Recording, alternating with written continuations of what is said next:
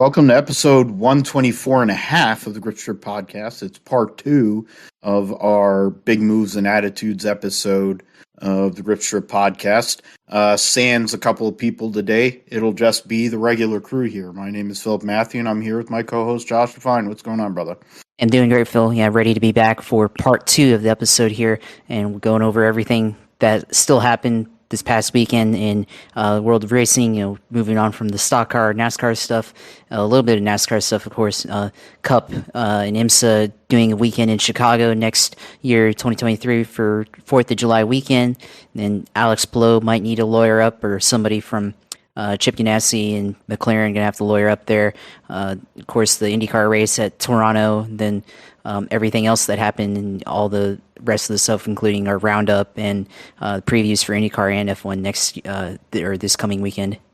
Yeah, I guess you did my part, so we can just go and move forward with the first bit of news that broke today, which is Tuesday.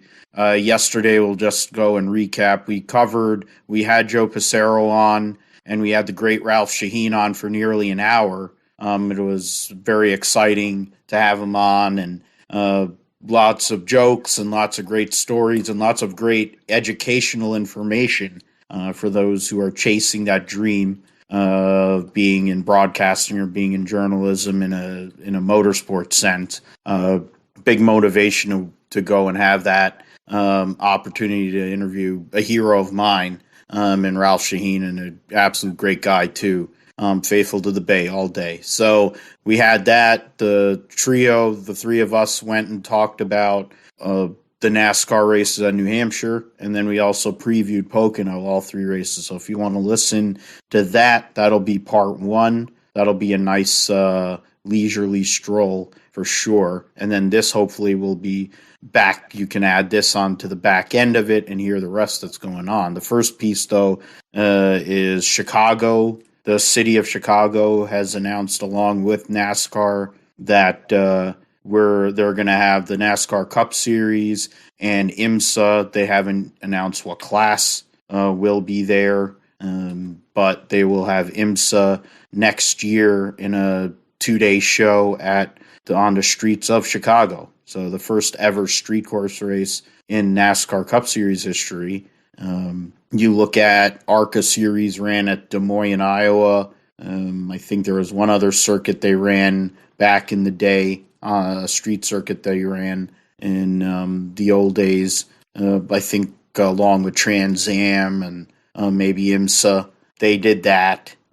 Truck Series and Truck Series and Xfinity haven't done that, or at least to my knowledge. At least I can't really remember if that's the case. I know that Trans Am did it plenty of times. It's been popular in IndyCar and Formula One to a lesser extent. You think about street course racing, it's Monaco and Long Beach. Those are the two greatest street course races it's ever been. IndyCar has also made a great home at St. Petersburg, which is not bad for Josh. That's a place that has been essentially on and off the schedule for as long as I've been alive in some way, shape, or form in motorsport. So they've made a home as a big-time street course. But outside of that, you have a lot of street courses that have gone on and off the calendar. Some of them flamed out. Some of them never got there. Went back to Toronto, which we'll talk about here shortly. But I guess initial thoughts, Josh, I know that on the iRacing side, I'm not sure if you were able to sample that circuit, but that's where they did the science. It seems like Ben Kennedy and company throw out these thought experiments on iRacing, try them out, and then if they're satisfied and whoever they're working with is satisfied, then they start working on doing said thing. That's why we have the Atlanta Super Speedway, narrow, slot car track, and now we also have the Chicago Street Course. But they're making a big deal about it, trying to hit a big market. They went to LA in the Coliseum. They're going to go back to that next February for the Clash. This is going to be a full field race, of course, regular points race at the expense of Road America.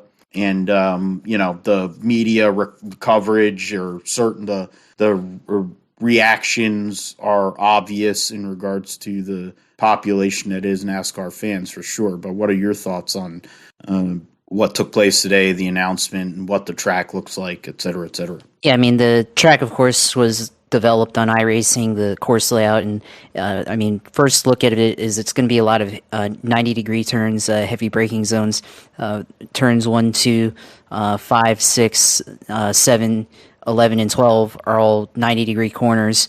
And then you have all the corners are, rest of it is, you have arcing corners, and turns 8, 9, and 10 are turns 8, 9, and 10 are about like a chicane, kind of, in a way.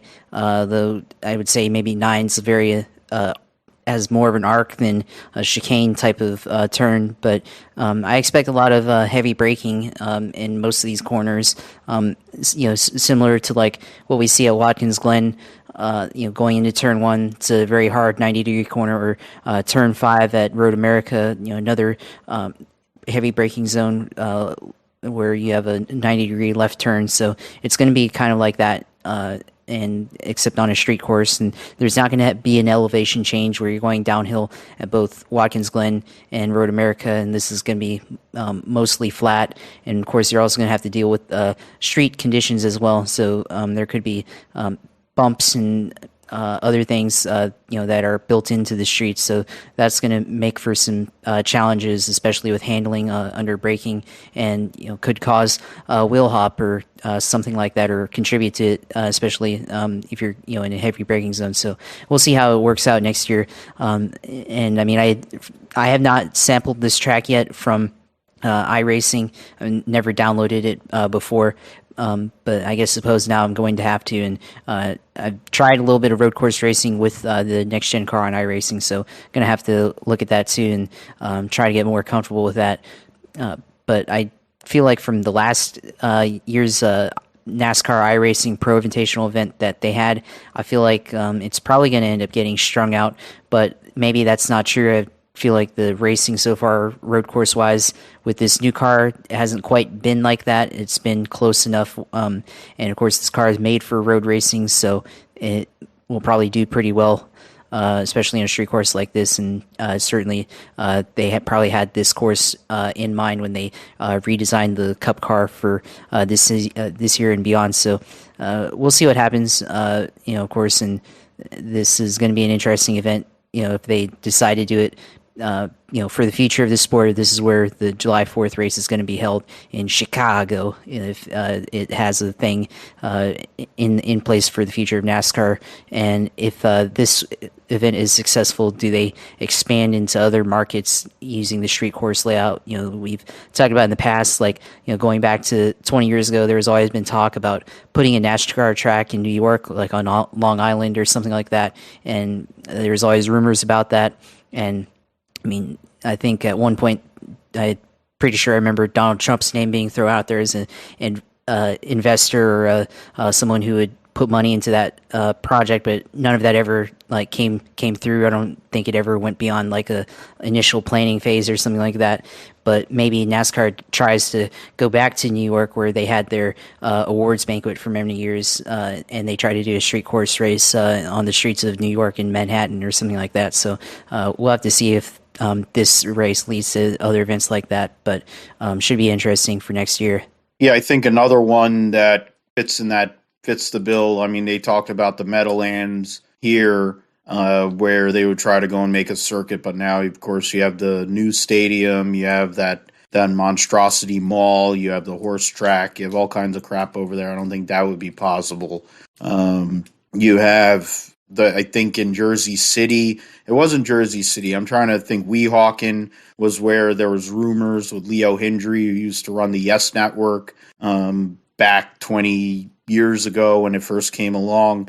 Ran with Kyle Petty, Orbit Racing, Porsche in GT in the Grand Am Series. He also was connected, trying to work with Ecclestone to make a Formula One race happen over there in Weehawken, and initial planning stages started, and they did a little construction, but it never came off. Well, if this actually becomes a thing, the notion of going to big cities, and it seems like this is what their plan is. Ben Kennedy is like, well, we have this car that theoretically has sports car characteristics, which in turn sports cars seem to go and run on these street courses relatively well. Now, what is a racing product going to be? Josh already brought it up. You look at what Road America was for NASCAR, and I said it to Phil Spain, a former guest on the show, when you're talking about the furor of losing Road America.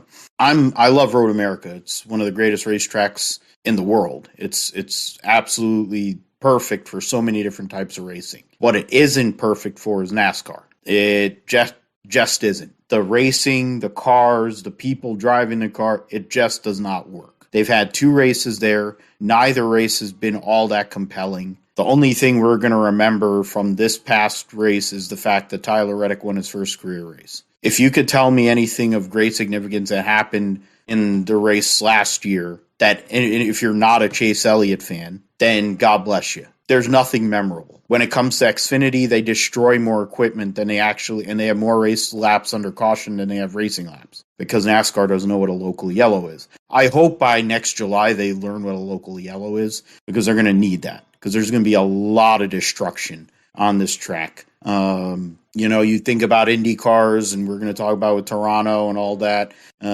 They've ran on street courses going back decades and whatever, and you see the carnage that happens there. You have to take a page from CASCAR, the Canadian Pinty series or whatever. You have to look at what they do and how they handle races and kind of take that as a blueprint, not only on road courses, but I think in general, and look at how they handle races and move that towards the Cup, Xfinity, and truck side, and my guess ARCA to a lesser extent too, even though ARCA is a shit show. It's a new idea. It's cool. Chicago used to have in Joliet, in the suburb, they still have Chicago Land Speedway. I was there in the year 2000 visiting family when they were building the track. Never got to go there actually when it was a track. There was Chicago Motor Speedway in Cicero, which was partly owned by Cheap Ganassi, had connections with Target because they're out of Minnesota and Chicago area over there. Got to go there and watch a race. Juan Pablo Monterrier won it, and it was basically a horse track, and it was super flat. Like, it was essentially like a bigger, wider Martinsville. Kyle Busch made his NASCAR debut there back, I think, in 2001 in a Roush Racing Ford at 15. So Chicago has history. They ran at Soldier Field. Of course, they ran all those years at Chicagoland. They dumped Chicagoland to the curb. Kansas, because they have Brian France built that casino there. For whatever reason, they have 2 races there, but it's still a shitty racetrack. But because it's Kansas and it's inbred and whatever, they'll go there. And they'll get all this stuff. The fact of the matter is they got rid of a permanent road course, which in turn doesn't really suit NASCAR, for a street course, which we really don't know if this form of racing can actually suit street course, or cars can suit a street course. It's kind of like how this car does not work well on flat tracks, which, the racing we saw on Sunday kind of proof positive of that. So I guess it's trial and error. We'll see. There will be a lot of beating and banging. There will be a lot of cautions, a lot of bruised egos, and a lot of tempers. And if it's similar to what we have this year with the parity and a lot of different winners, somebody's probably getting dumped for a victory late in that race at Chicago. But we will see what happens, and we'll see. I would assume IMSA would be involved because it is a NASCAR entity. Now, I don't think the prototype, the hypercars and the LMDH cars will be there. I would think it would be similar to like Lime Rock was this past weekend, where they had GT only. Now, how that would affect, their schedule, how they would have to do the logistics of that, I don't know how that would work. We'll see what happens. That's probably going to affect their schedule and some of the series they got going on there, with who's going to show up. Maybe they do an LMP2 only race or something. Maybe, who knows? I don't think NASCAR wants to have I mean, I think the GTD cars, just the regular GTD cars, are still going to be faster than the Cup cars. So maybe they do LMP3s. I don't know. There has to be they'll have to figure out a way to make it so that they don't make the Cup cars look like dog slow. So that's something that they'll have to also think about. From there, we will transition into another piece of news. We spent a lot of time during episode 124 last night talking about the move by Tyler Reddick and going to 2311 and all the machinations that come with that. Well, that's coming in a year and a half from now. He's not even going there until 2024. Alex Palou, in a span of a few hours, Chip Ganassi said they took their option on the defending series champion. Alex Palou then comes out and says, I never approved of this. I have not said that I'm going to sign back with them. And then 20 minutes later, McLaren, Arrow McLaren Racing, whatever you want to call it, Arrow Spam, says that they signed him for 2023. And then it became a cluster. So the defending series champion, a guy who has driven, this is his third year in the series. The first 2 years he drove for two different teams.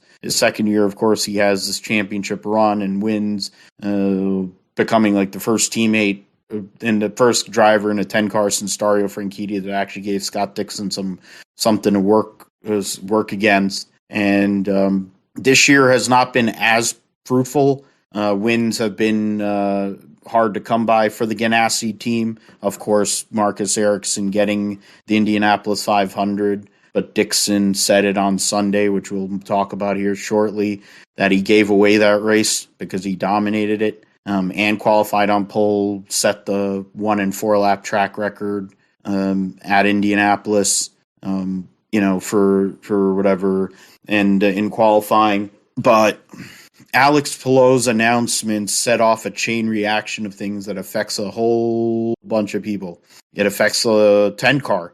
What are they going to do there? Ganassi has come out and said that he wanted status quo. Now, Jimmy Johnson, God love him, he's a champion, he's a great sportsman, he's one of the greatest race car drivers I've ever seen, because the guy's been doing this for 30-plus years racing, and he's been generally good for all 30 years. In some way, shape, or form. But he can't drive road courses in an IndyCar. He's all right on the ovals, though. So I think this weekend's not going to be bad for him in Iowa. You have Ericsson, who's leading the points and has won the Indy 500. They ain't getting rid of him as long as he has sponsorship, which he does. Scott Dixon, we're about to bring up more history that he has made. He's one of the greatest open-wheel drivers ever lived. And I think he could drive until he's like 100. The fact is, Chip Ganassi will allow him to drive whatever he wants. If Scott Dixon decides he wants to have a wheelbarrow with Chip Ganassi support and Mike Hall's willing to go and call the shots, I think he's going to be allowed to drive a wheelbarrow. It doesn't really matter. I think he's going to drive there for the next 100 years. As long as he's alive and he can get into a car, Scott Dixon's going to drive for Ganassi. But the 10 car has been this revolving door. They had Dan Weldon in that car. I don't remember back. I think Darren Manning was in there, I think, for a year or two. Yeah, Darren Manning was there in the IRL days when they were struggling with Toyota. One of the only 2 years where Scott Dixon didn't win in his illustrious career. Then they replaced him with Dan Weldon, who had won the IRL championship, went to Ganassi, won the first race, was a winner there, got close to winning Indy at least once in the couple of years he was there, 2 years he was there, 3 years he was there. Then he left, went to Panther, and they signed Dario Franchitti after Dario's failed sojourn to NASCAR, while NASCAR's team situation contracted, where Ganassi started that year with, I think, 4 cars. Earnhardt, Ginn, it was Dale Earnhardt Incorporated and Ted Ginn, Bobby Ginn had 4 cars, and then that all condensed to the 1 in the 42, which is essentially what Trackhouse Racing is now, in the span of a year. And, Dario had a horrendous year in NASCAR after winning Indy, winning the IRL championship. And then somehow or another, miraculously, the 10 car opened up, and then he won 3 championships, won 2 Indianapolis 500s, and I think he would have kept on winning championships in Indy 500s. He probably would have been the first international driver to become a 4-time Indy 500 winner before Elio. But his serious accident at Houston at the end of the 2013 season left him having to retire from competitive motorsport. And unfortunately, we lost him in that sense, but we have him as a lead announcer or analyst on Formula E. I hope he would do something that's a little more mainstream that people actually could give a crap about, since as much as I talk about Formula E, it's not interesting. Call Indy cars, call SRX, I don't care. Anything. NASCAR, whatever, anything. It'd be better than calling Formula E with Jack Nicklaus. Call Formula One. Get rid of Danica Patrick and put him in. At least he knows something. At least he drove a Formula One car and tested and whatever. But the whole point, since I'm going on this tangent, there's a lot of moving parts here, Josh. And I guess I preface it the same way. What were your initial thoughts when you heard all this stuff go down? And now that we've had a week to really kind of digest it and hear some more stuff, what do we take away from that? And I guess what do you see happening for Alex Palou? What do you see happening for these two organizations? Yeah, it's an interesting situation. I mean, chronologically, from my vantage point, the first bit of news to come out was Alex Palou going out and being re-signed for next year, exercising their option and continuing to be on the 10 car at Chip Ganassi, and that seemed normal, right? That was not egregious at all. We all assumed, he'd be back, probably secure his future over there, and he would be the guy once Scott Dixon gave it up, and whenever that will be, and he'll be the guy at Chip Ganassi Racing. And then a couple hours later, we get the report that this report is false. He said it himself, and then we get the report that he's going to be signed by McLaren. It's like, what happened there? And now we see that they're both claiming their rights to him, and it's turned into this mess, and it's a he said, she said type of deal regarding all three parties. Just a very complicated mess, and it looks like both sides are going to have to get their lawyers out, and probably the first time in a while we've had a legal case involving an IndyCar driver that involved their status to be able to drive since Helio Castroneves, when he got tax evasion with the IRS back in 2008 and 9. So, all that stuff being said, I do think that at the end of the day, Alex Palou is probably going to drive for McLaren next year, but they're going to have to go through litigation or court trial, whatever, and sure that we'll find out details about the contract in court, whatever gets leaked out in the case. But I think at the end of the day, they'll probably work something out to get him in an IndyCar seat next year. And if not, then I'm sure he'll have a seat in Formula E, not Formula One. But of course, this also does come with the option to be a test driver for Formula One. And I think that's probably one of the reasons why Alex Palou wanted to be in McLaren, not only being better paid, get a pay raise from McLaren, but then also the opportunity that probably would never come with Ganassi to be able to test at the very least a Formula One car in-house, essentially, since AMSP is basically McLaren Racing and adjacent to the Formula One team of McLaren. So all that considered, this is probably the deal that Alex Palou wants. Not the legal part, of course, but just being able to drive for McLaren, and he'll be able to do that whenever that happens. And it looks like, it could eventually be a super team between Alex Palou, Pato O'Ward, and Alexander Rossi. So that's definitely a super team there. But of course, you're gonna have to consider if it's going to be able to happen, and if Palou stays there long, or does he use this as an opportunity to jump to Formula One, or jump into Formula One. So I think for now it could be a super team, but you're gonna have to see a little bit more from the cars as a whole.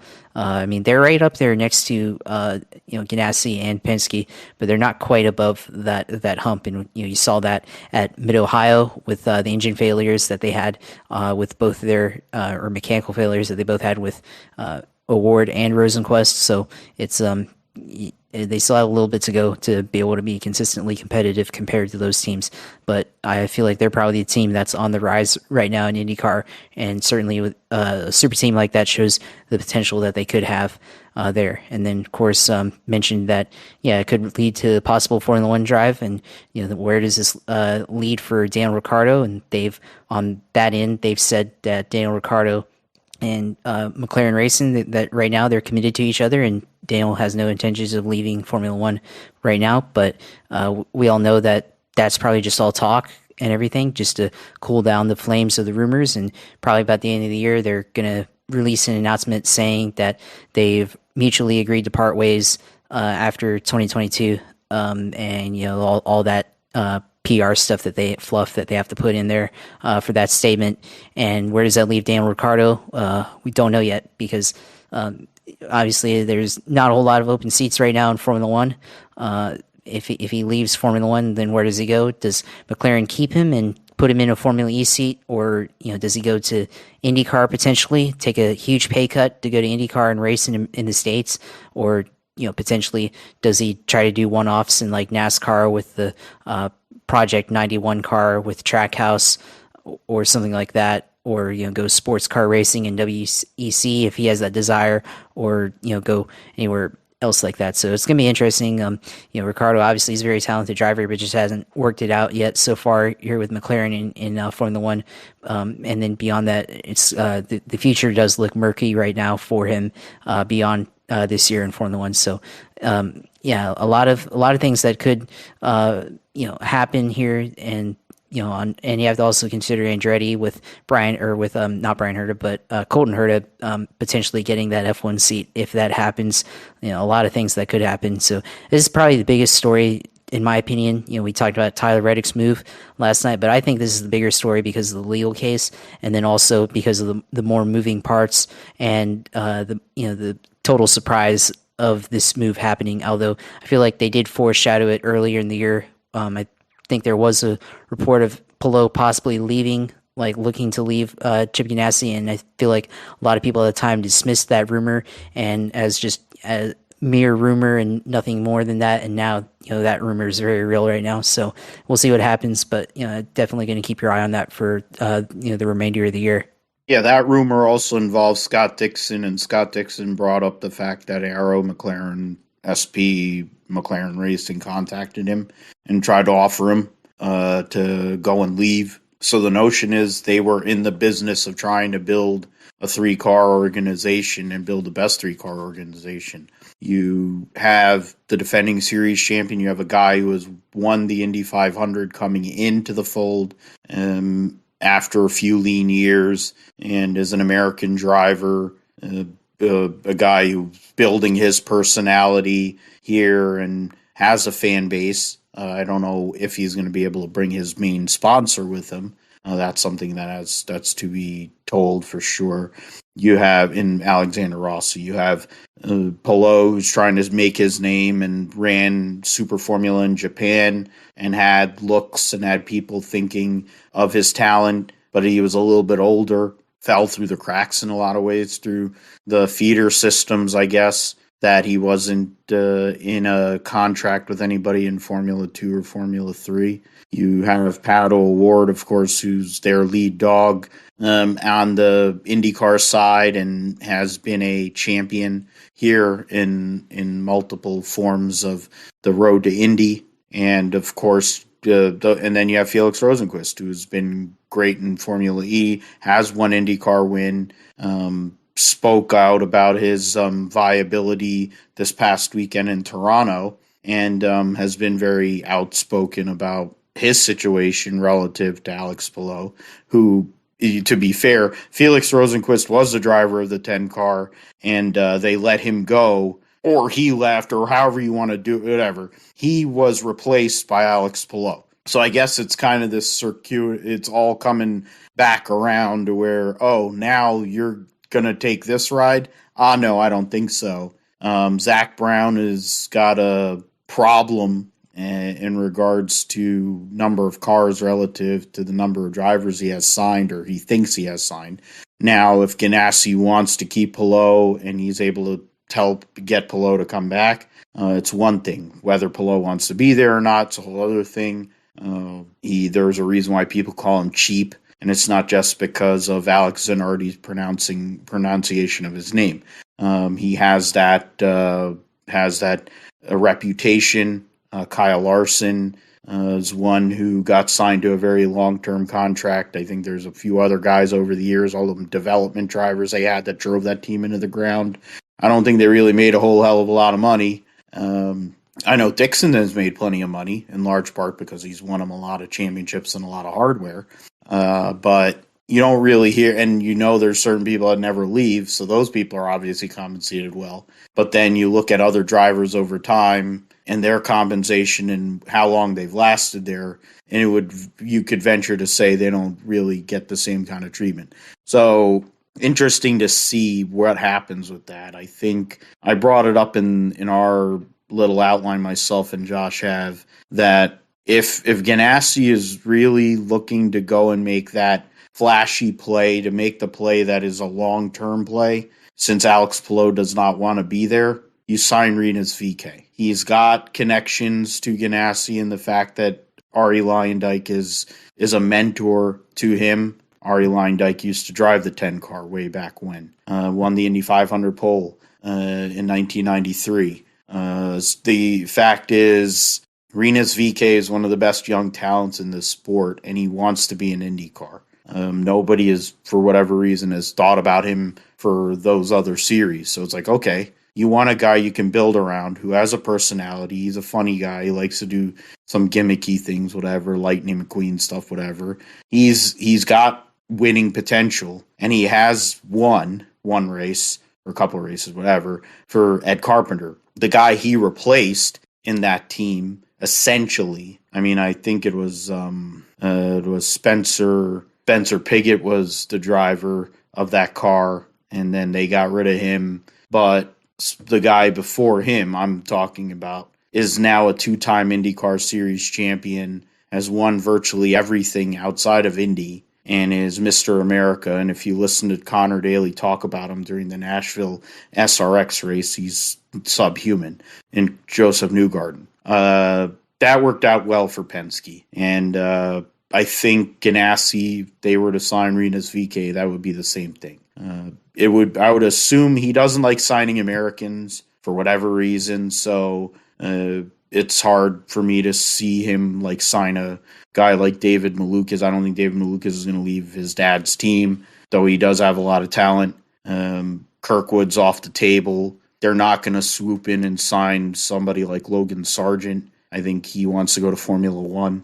It's really at this point about Rinus VeeKay now, because he's not going to McLaren. And with Callum Ilott out there, but he's still connected to Ferrari, he may not have as much flexibility in his movement. And I'm trying to think who else is out of contract, really. There's maybe some people in sports cars, there might be some Formula E people, there might be Formula One people that may want to come around and give it drink a cup of coffee there, at least see what's going on. But I think it comes down to, at this point, it's really Rinus VeeKay and Alex Palou for the 10 car, and I would assume Rinus VeeKay goes there. And then once that happens, you would see likely the rumors have been through multiple outlets that I've seen not like whatever motorsport, whether it's Racer, whether it's other outlets on socials. It sounds like Ilott would be going to the 21 car. Connor Daly at the moment would probably keep his ride unless one of these Indy Lights team drivers come in with a big budget to go, whether they win the championship or they go do something else, they bring a big budget. I think Connor Daly's one of the more popular drivers in this sport. And considering the level of what Ed Carpenter Racing is bringing to the table these days, they're not really going to find a driver that's going to be able to compete generally on a week-to-week basis and bring the marketing pull that Connor has. So it's something to see with that. I believe that Alex Palou will be in an IndyCar next year. I believe that for McLaren with Alexander Rossi and Pato O'Ward. I think Felix Rosenqvist will be the lead driver of Formula E team, and he knows that. And Colton Herta, if they decide to pull the plug on Daniel Ricciardo, is a leading favorite to be in that car. Now, it would also mean that it would start the dominoes with all the Andretti Autosport Indy Lights people, and they have so many drivers. I think they probably could pick one of their guys and put him in there. It would also put into play, Ricciardo, but I doubt Ricciardo would come over. I mean, it would make it easier for him to come over here because they have so many entities, Andretti, and with Zach, with the little connection to Zach Brown as well with the United Autosport thing. So then he could do supercars. He could go and do sports cars. He could do, they're trying to go to sports cars. He could do a lot of things. So I think that would be the most feasible, likely scenario. I figure an Indy Lights guy, it'll be a very young team. Having replaced their two lead drivers, it would be brutal for Andretti Autosport. Grosjean is not really doing a whole hell of a lot here.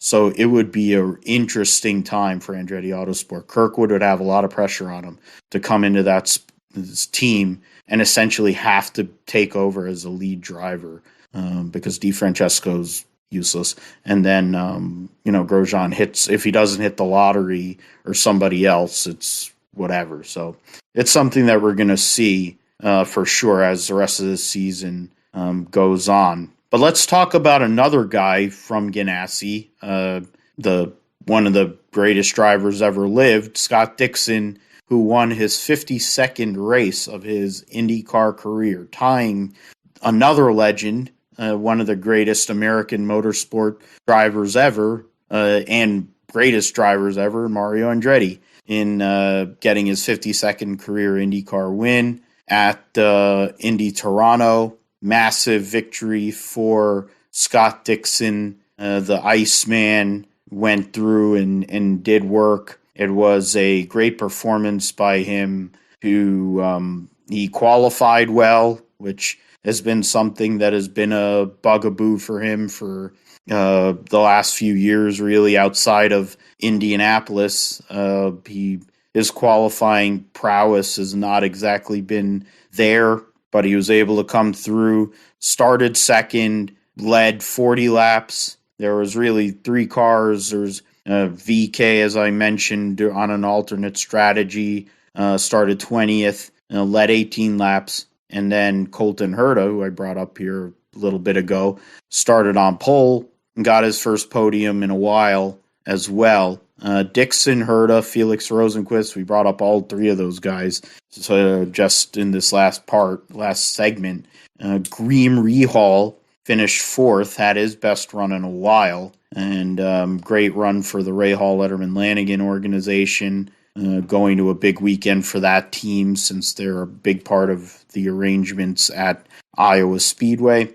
Marcus Ericsson, the points leader, gets a top 5 and adds to his points lead. Alex Palou from 22nd after having mechanical problems during qualifying finished 6th. Simon Pagenaud 7th after starting 18th. Christian Lundgaard giving Rahal RLL 2 cars in the top 8. Scott McLaughlin and Joseph Newgarden rounded out the top 10.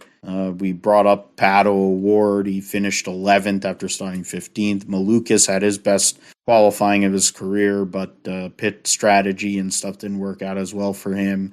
Started 5th, but finished 12th. Callum Ilott had a great qualifying run as well. Crashed, though, in practice earlier before that. Still was able to get a 7th just outside of that Firestone Fast 6, but only finished 14th. Alexander Rossi got into a crash during the race and was taken out there, and him and Rosenqvist made contact, and that out of turn 4 or something, and or turn 3, and that basically ended his day. So that was tough for him.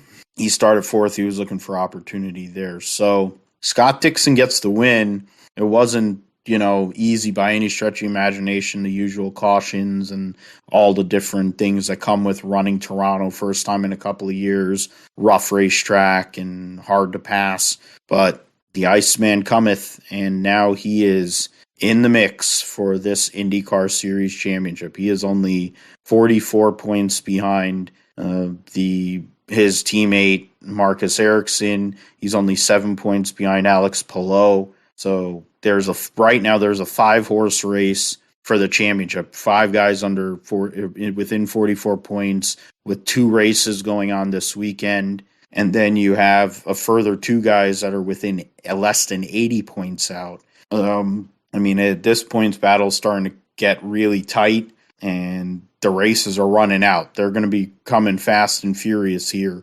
in this period of time, basically starting with the last week at Toronto till we get to early September. I think is essentially going to be a run out of races to get to the end of the season there, Josh. Yeah, this race, there wasn't too much that happened, but a lot of significance, of course, and with Scott Dixon tying Mario Andretti, and I'm sure he's probably going to become the second winningest driver in IndyCar very soon. We'll have to see if he can get up to AJ Foyt, but certainly it would take a lot to get up to 67 wins in IndyCar. He's already over 40, so and only 2 wins so far in the last year for Scott Dixon. But for right now, fourth in points after this race, and puts himself, like you said, right into the mix for the championship here coming up as we move on to Iowa. And it's going to be interesting if he can put together 2 good races at Iowa and move on to later on in the year when this series goes to Indianapolis for the second Indianapolis Grand Prix, and then Nashville. 2 places. He's done well at Indianapolis Grand Prix and Nashville. We've only run there 1 time, and he's if they carry the success from Toronto to Nashville, look out. Scott Dixon might be in the shot for the championship, but we'll see about that. But he's a legendary driver, and finally gets a win this year. He had a 23 race losing streak going back to last year when he won at the first leg of the doubleheader at Texas. So finally he gets onto the victory lane this year after his teammate. Not Scott Dixon, but his teammate Marcus Ericsson goes out and wins the Indy 500, a race that Scott Dixon probably gave away. So now he finally gets his first victory of the year and goes on, puts himself in the championship contention. So yeah, it was an interesting race for sure. And I think for guys like Alexander Rossi, who obviously is moving to McLaren, is probably another missed opportunity. Last couple of weeks, of course, he's had a lot of pace, but another race that's gone wrong for Alexander Rossi getting into it, and possibly causing that incident himself. He didn't really look like he gave Felix Rosenqvist a lot of room there. Of course, Rosenqvist went on to finish 3rd in this race, and still showing that he could get something done in IndyCar, especially since he could be in Formula E next year, potentially. So Rossi is known to drive and race guys fairly closely, and when you're at a tight street course like this, maybe it's just best to move out of the way, especially when Rosenqvist was sending it into the corner after being very far back and getting pushed to pass and getting a draft off of Alex Rossi there. So of course hurts him in the points because he was starting to look like maybe a dark horse contender, and now loses a lot of points and comes out of this in 11th place. And it wasn't too long ago he was like in 6th place or 5th place going into the championship title. So now he's put himself back out of reach for the championship. So it's going to be interesting to see how it all plays out. But this race too, you had another incident with Kyle Kirkwood and Jimmy Johnson. Jimmy getting spun out at this race course, trying to have a good finish, and Kyle Kirkwood got into him in the last corner. So probably a rookie mistake on Kyle Kirkwood's end.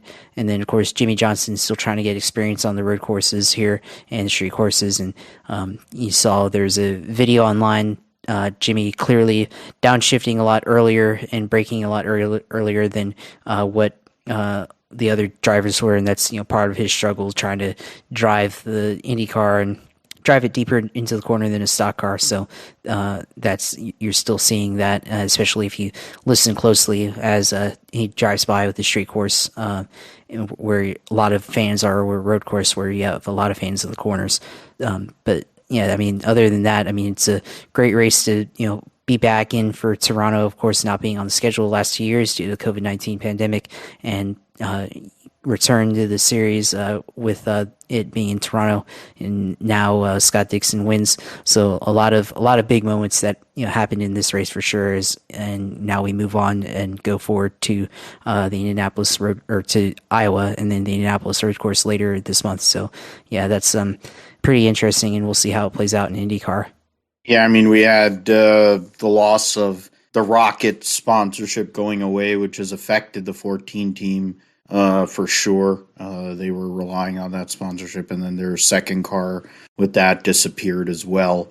You can tell that the AJ Foyt team is kind of destabilized. You add the fact that Kirkwood has got one eye on taking over the 27 car, and then you have one eye on trying to finish out your rookie year. So it's not exactly the best place right now to be AJ Foyt Racing. So tough times for them. Hats off to Graham Rahal. Courtney is close to giving birth to their second child, and I think they're going to have a boy this time. So that's a big deal for them. I know that's on his mind. He wants to make sure that baby and mom are healthy with all that. Of course, you have Harlan, being there, and Graham was very outspoken after the race. On one hand, he was trying to recruit Felix Rosenqvist, but then on the other hand, he's trying to dispel all the talk of how people talk about him, which, some of it has. I've been on and off Graham Rahal fan. It's hard. He doesn't make it very easy to be a fan of him. When you go years without winning races, it also is kind of a thing.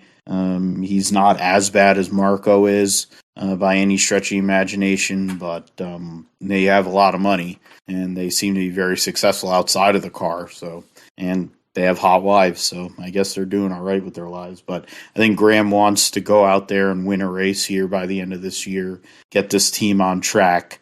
His boy Jack Harvey's been god-awful all year in that 45 car. That decision, instead of going for like Oliver Askew or somebody else, even Root Beer Floathead, one of those two guys would have been better than Jack Harvey, but Jack Harvey and him are close friends, and the wives are friends, so that's probably why they signed him for that car. The signing of Lundgaard, it was solid. He's had his moments. I think he's only going to get better. He's very raw. So I think that as long as the cars get better, he'll get better. The point standings going into the doubleheader at Iowa, they'll race on Saturday 250 laps, and then they'll run 300 laps on Sunday, both in the afternoon. So God bless everybody that's going out to Newton, Iowa in the middle of the day for two races. It would be similar to what I would end up doing on Pocono on Sunday, sitting out there for 8 hours before the race starts if I get out there, God willing. Meet up with Joe and some other people.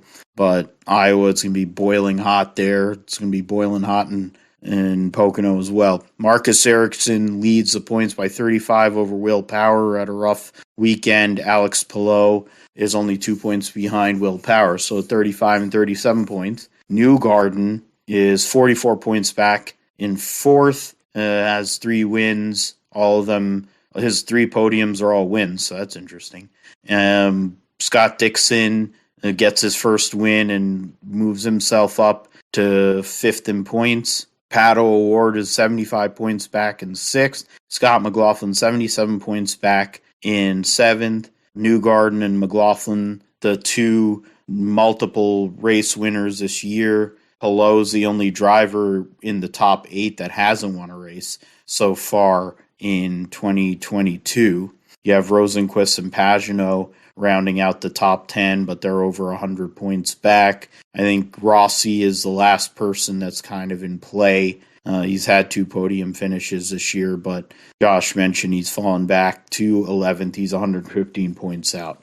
So, you're at 10 races in. You have another, 7 races to go. So we're definitely on the home stretch. You're going to have 3 races in short succession, or 4 races in a short time, 2 ovals, permanent road course, and a street course. Then you'll have a couple weeks off, go to Gateway for a night oval race, then a couple weeks off before the West Coast closeout at Portland and Laguna Seca. So this series is going to be over really, really quick. This IndyCars, if you really want to know what's going to happen, it's going to happen real quick. I guess one other thing before we move forward, I was tuning into it. Of course, it was a fully online weekend. This past weekend, everything was on the Peacock Premium service. It's $4.99,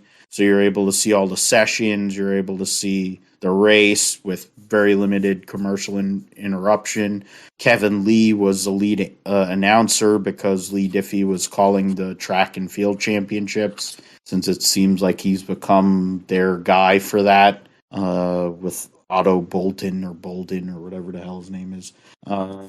They seem to have a good chemistry there. I'm not sure, Josh, if you were able to catch anything during the weekend, if you caught the race itself, but I thought it was solid. I mean, of course, you're going to have the things that come with streaming. You might have some freezing situations. You might have some things missed, but thought the quality wasn't bad. And it kind of speaks to where certain things are going, like NFL Red Zone or the Sunday ticket package is going to a streaming service from what all rumors are saying or being spoken about, I think.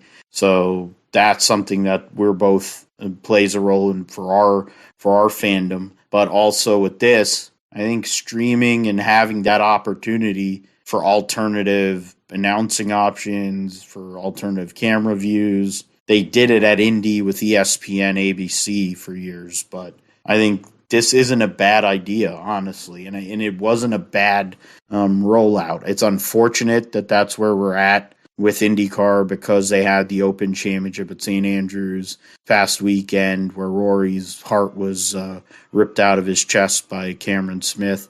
And then you had NASCAR New Hampshire, which you could put on streaming and nobody would give a fuck. I mean, I'm a Northeast guy, and I've watched New Hampshire races, and that race was boring as fuck. You could have put that thing on a VHS tape, and nobody would have missed anything. About Betamax. Yeah, Betamax, whatever, 8-track, anything. It doesn't matter. Like there's no way to make. There's only one race that NASCAR is involved with that is interesting at New Hampshire. It's the modified race. That's the one they should have on TV, not the tape delayed or whatever. Show the modified race, and put the NASCAR Cup race and Xfinity on tape delay. Nobody gives a fuck. Like I've gotten to that point, and that's the same way. Like it's where you need to be there. What's great about the Northeast is I think all the Northeast circuits you have to go there, which is a call to action for me to actually go to all these places. Because it's better to watch the race live than it is to watch it on TV because you're never going to see everything and it's not going to be as good unless you go live. And I mean, that's just the truth of racing. TV doesn't do it justice. But with a lot of these circuits we have here on the Northeast, that's definitely the case. What were your thoughts on the product and the presentation that we got this past weekend at Toronto? Yeah, I mean, I think it's normal. I mean, the broadcast itself, it's like any other IndyCar broadcast, but of course, less commercials that we saw on TV, of course, being on the streaming platform. And I think the bigger discussion there is, why was NASCAR and IndyCar scheduled at relatively the same time? I think even the announcers were pretty shocked themselves, like leading into this weekend, because I remember last weekend Rick Allen announcing that, hey, IndyCar and NASCAR are being at the same time. You could kind of tell from their voices that last week when they're racing that, this race is going to be scheduled at the same time on essentially the same network, and they're drawing viewership from each other. So I think on that end, I don't understand why they couldn't have NASCAR at 12 o'clock or IndyCar at 12 o'clock and then NASCAR at 3 o'clock, and try to maximize the viewership there. And then on the other end of it, you talk about IndyCar racing on streaming platform where you have NASCAR on the cable network, and I would argue that it should probably be the other way around, because NASCAR is the bigger platform, and you're probably going to have, if you're trying to boost up the viewership for Peacock, or try to get people to get onto Peacock, well, if you have NASCAR on there, then people will get onto it. Although I'm sure there are going to be a lot of people that complain about it. Just I'm sure there's a lot of people in IndyCar that probably complained about the racing being put onto the streaming platform. But it's a really accessible way to be able to watch it, because you can just download the app and sign in, and then watch the race from your phone, computer, laptop, TV, wherever. So that's what I had. For me, and there was some buffering issues, but I feel like it's probably just my internet for some reason, because I also had the NASCAR race on my computer. I was streaming the IndyCar on my TV, and had NASCAR on the computer monitors. So maybe it was taking up too much bandwidth on my end, trying to stream in the highest quality, but on both ends. So that's probably what was happening. And then I was also in a voice chat with some friends on Discord, and so that was probably also taking away from bandwidth there. But that's just my experience. So I think the platform itself, is pretty good. Personally, I probably will try to figure out a way to get it for free, because I do have connections with Xfinity through my family. So I wonder if I can just cancel my plan for Peacock and then just hop on their Xfinity account and make a Peacock account there. And then if it, since it's already free for Xfinity customers, then I can just get it from there and, save $5 a month. But, if you don't have Xfinity, then yeah, I should definitely download Peacock and get all the amazing content on there. Besides, live streaming IndyCar races, they had the Dale Jr.'s his download 30-minute format show, and then you also have Lost Speedways and all the other TV shows from NBC that you probably like The Office, Parks and Rec, and everything else. So yeah, definitely try to get Peacock, and not an advertisement, but just saying it's a good decision to make in general, I think. A good value, since ESPN Plus and that whole ESPN Plus seems like they're going up in price. I think I read that they're going up $3 a month on their service. So you're better off getting the Disney Plus, ESPN Plus, and whatever the other thing they have for $13.99. I think is probably the Hulu deal. That's probably all with ads still. With ads, okay. So yeah, all right. I don't know. Have to go and look at that. So ESPN is trying to go and hedge. They're trying to make up for the ridiculous salaries they paid Buck and Aikman, amongst other people, and then paying for all the terrible bowl games they're going to have when there's only 2 conferences in college football. But yeah, I mean, I had the Cup race on I had it on TV. I had the IndyCar race going on over here. I essentially was listening to the IndyCar race based on the condition I was in, and I was just kind of sort of half watching the Cup race on mute. Which is unfortunate, since Dale Jr. was the lead announcer. So they slowed down his announcing. Someone posted it on Twitter, and they made it like 1.5 speed or half speed. And he said he was crying, laughing, listening to himself talking slower. So Dale Jr. as a lead announcer isn't a bad thing. He did a great job. They had a great chemistry, the three of them. Might tell you all you need to know. I don't think Jeff Burton really adds much of anything to the table. And I also think Rick Allen sucks. But you put Alan Bestwick with Dale Jr. and Steve Letarte, I think they'd be just fine. I also believe that if you put Dale Jr. with Dale Jarrett and Alan Bestwick or with Rick Allen, they'd be fine. And you have Kyle Petty and Steve Letarte down there on the pit box, and you make them more of a piece of the action. Having their ability to kind of call in during the race, I think that would play a bigger part than them just sitting out there. You're not really using their talent properly, but that's NBC for you. I mean, at least they have talent. Fox really doesn't have any, so that's what it is. It's why Fox sucks. at covering sports and covering anything that involves life. They make good TV shows though, but they definitely are not good at sports or any other real entity that matters in that case. All right, so let's change it to CBS in the SRX.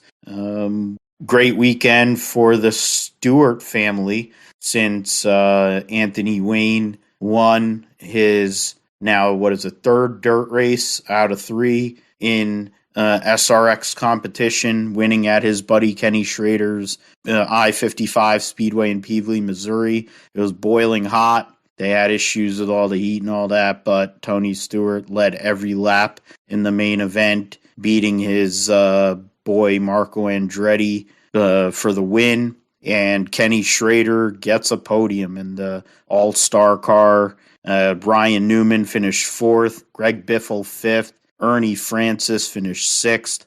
So that was a good day for them. Bobby Labonte entered the race as a points leader, had a rough night. Brian Newman got in a wrecks and stuff with Paul Tracy, of course, because, why wouldn't Paul Tracy be involved in a wreck? Because he's a hack. Marco Andretti did have issues in the second heat, but was still able to recover and get back to second in the main event. Haley Deegan, who got stalked by one of the pedophile YouTubers because she just turned 18 or 21 or something. I don't know. Whatever. It was some sort of weird post he made about her, and then she ethered him. She was in this race, was totally irrelevant, which is what her career is if it didn't involve her swallowing. So Smoke wins. Marco takes the points lead into the series finale for this year at Sharon Speedway in Ohio, which will see the Blaney's. It is the Blaney's home, the family racetrack. Dave Blaney, the Buckeye Bullet, owns the racetrack. I'm sure you're going to see Dale, if he isn't driving a Sprinter somewhere. I figured Dale will be there. Uncle Dale will be there. And young Ryan Blaney is going to make his debut in the SRX on Saturday night at Sharon Speedway in the finale. Marco Andretti comes into that race with an 8-point lead over Ryan Newman. Tony Stewart has a chance to defend his title. He's 13 points back, and Bobby Labonte is 15 points back. Newman, Stewart, and Labonte all have won a race itself. Stewart and Labonte have also won a heat this year, along with their race wins. Smoke has led the most laps. Shocking, considering some of the races he's had this year in this series. But it's weird. Some of the people have led laps and some of the ones that didn't during this season across all the different races they have. But and was it Alio? Yeah, he has one win and he has won two stages or whatever heats, and he's 11th in points. So he's run 3 races. Kanan is 15 points behind Paul Tracy. So Michael Waltrip, Brian Hunter-Ray have run every race, and they're behind a guy who's not run every race. So that's pretty bad. Paul Tracy's actually ahead of people. So yeah, he's not the absolute drizzling shits. He was glad that Willie T. Ribbs was racing there last year. So we'll see what happens on Saturday night. Hopefully Sharon Speedway weather, everything goes all right with that, and we'll get to see the finale of season 2 of SRX come through, and maybe Marco Andretti wins a championship. That'll be something. I guess hell will freeze over. In World Superbike, they ran at Donington Park this past weekend. Toprak Rasgatlioku, the defending world champion, gets his first win of 2022 in race 1 over Johnny Ray, who announced he's going to run another 2 years for the Kawasaki Racing Team. His teammate Alex Lowe's rounds out the podium. Scott Redding 4th, Axel Bassani 5th. Garrett Gerloff finished 7th in race 1, and that was the highlight of the weekend for him. In the Super Pole race, Rasgat gets the win over Ray Redding. Then Alvaro Bautista, who had crashed in race 1 while leading. Alex Lowe's 5th. Gerloff finished 10th. And then in race 2, Rasgat wins, so he gets a full sweep of the weekend. All 3 races, the 2 races in the Super Bowl race, or gets a double or whatever, but he gets a clean sweep. Alvaro Bautista recovers for 2nd, Johnny Ray 3rd, Michael Ruben Rinaldi 4th, Scott Redding 5th, Lowe 6th, Bassani was 7th, and Gerloff finished 11th in the 2nd race. In the points, Johnny Ray had a big weekend, gained 19 points on Alvaro Bautista based on he was 19 points better during the weekend than Alvaro Bautista, and now has cut the gap to 17 going into the next race at Autodromo Most, which is looks like Yugoslavia, one of them Eastern European countries there. Then Toprak Rasgat is now back in the points battle. Huge gained points on both Johnny Ray and Alvaro Bautista. He is only 43 points out of the championship. It is definitely a 3-horse race. It was a 2-horse race. Now it is a 3-horse race again. Locatelli, Ruben Rinaldi, Lecuona, and Lowe's are separated by 18 points. And then after that, it's kind of laughable. Gerloff missed a race. He's 12th in points. He's 40 out of 8th. So take it for what you will in that. But it's been a rough year for him in that sense. Getting into the IMSA at Lime Rock Park this past weekend, it was the IMSA GT and the GT classes, so GTD Pro and GTD regular. Saw the winners were Matt Campbell and Matthew Jaminet for the FAF Motorsports number 9 Plaid Porsche by 1.883 seconds over the harder racing Aston Martin of Ross Gunn and Alex Riberas. Jack Hawksworth and Ben Barnacle for Vassar Sullivan Lexus finished 3rd. They were just over 4 seconds behind.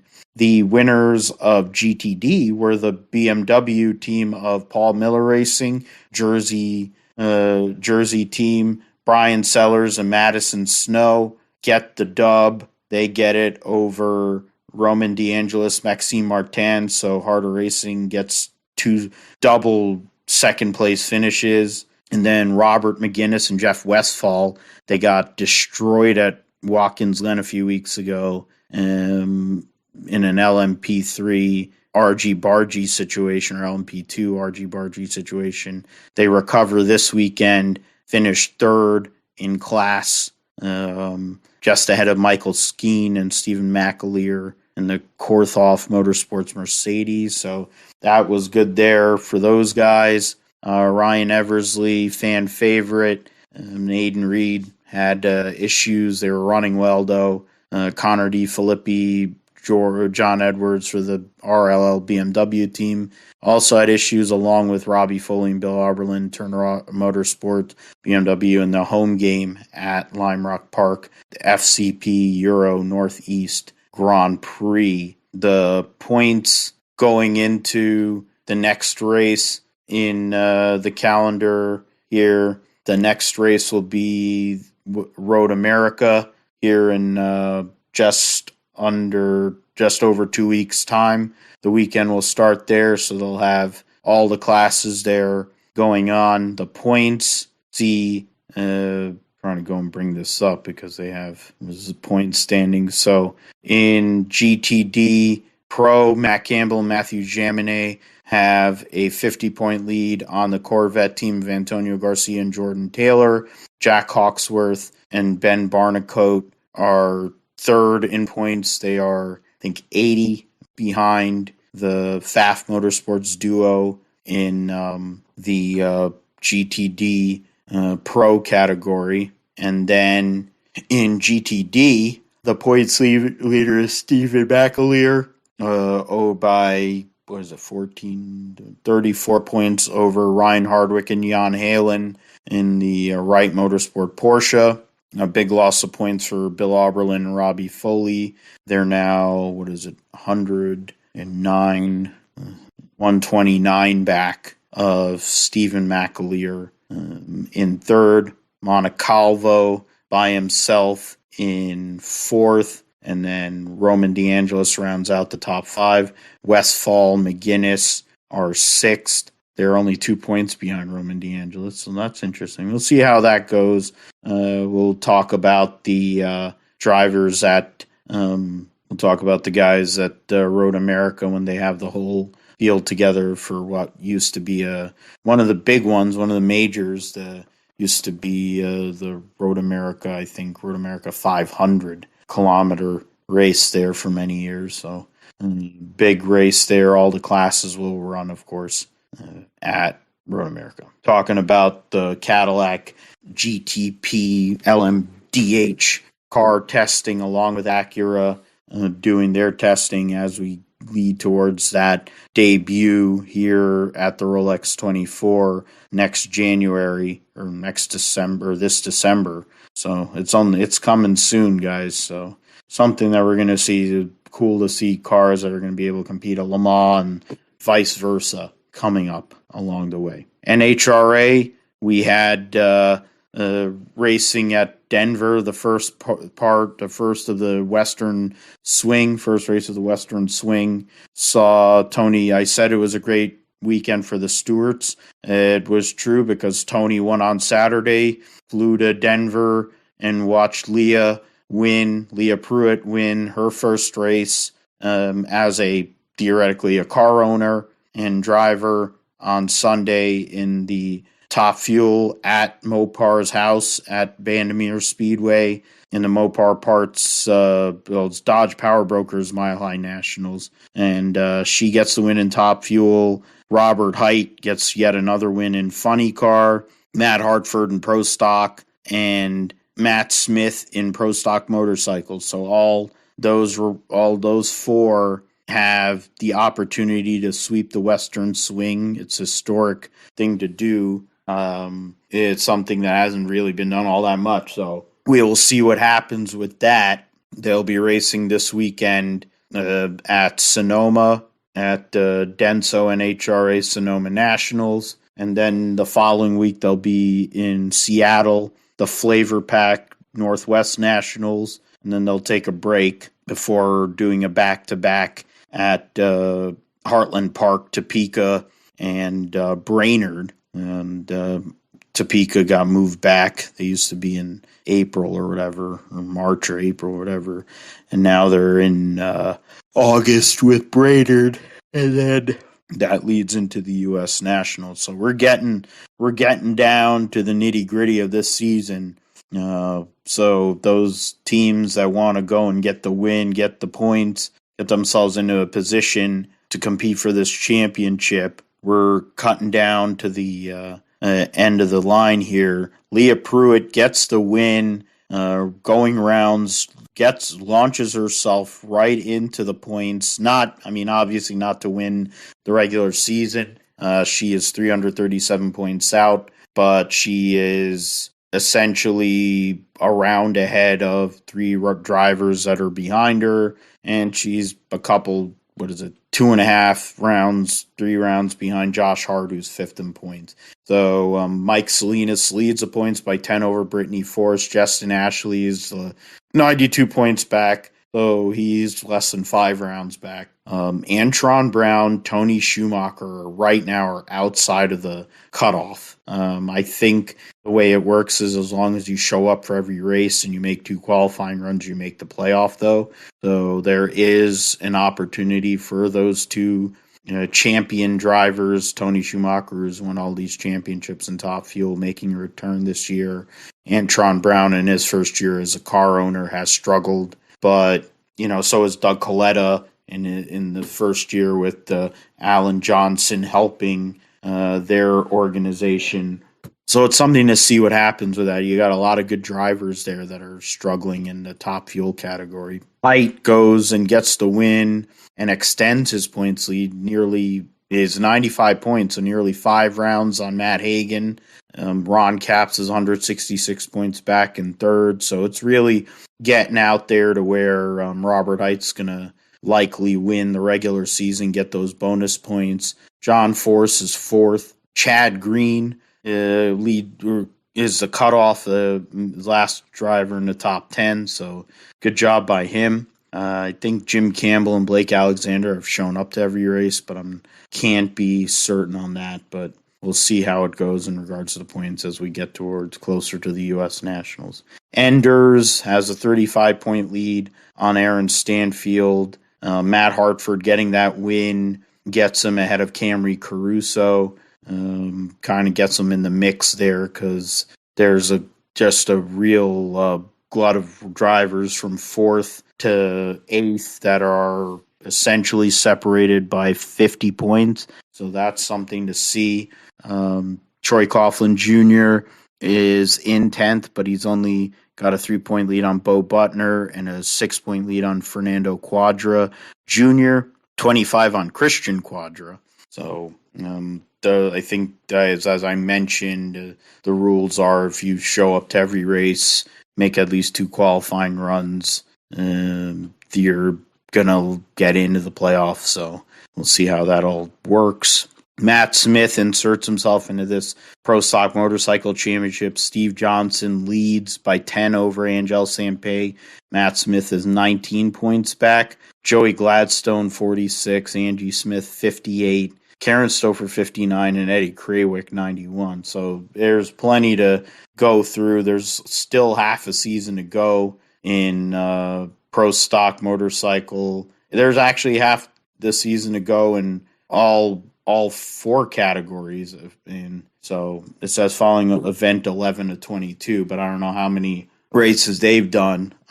Jimmy Underdahl's the cutoff. Ryan Ayler is the closest person to him there. So we'll see how the Western Swing goes. We'll talk about it next week on the GSP, what happens there in more detail. We'll see how much detail we really need to have. The fact is Leah Pruitt won, so I had to really talk about it after Tony won on Saturday. Formula E raced in Brooklyn, Red Hook section of Brooklyn. Yet again, what possibly will be the last time they'll be racing there due to some of the other additions in the calendar. Nick Cassidy gets the win in race 1 over Luca de Grassi and Robin Freins. Stoffel Van Dorn and Sebastian Buemi round out the top 5 in race 1. In race 2, Antonio Felix da Costa wins over Stoffel Van Dorn. Mitch Evans rounds out the podium. Alexander Sims for Mahindra gets a 4th. Sam Bird 5th for Jaguar. Robin Freins finished 6th. Defending world champion Nick DeVries finished 7th, so he's had a couple top 10s. Jake Dennis for Andretti Autosport finished 8th. Eduardo Matara entered the race. I think he was on the periphery of the top 10 in both of those races.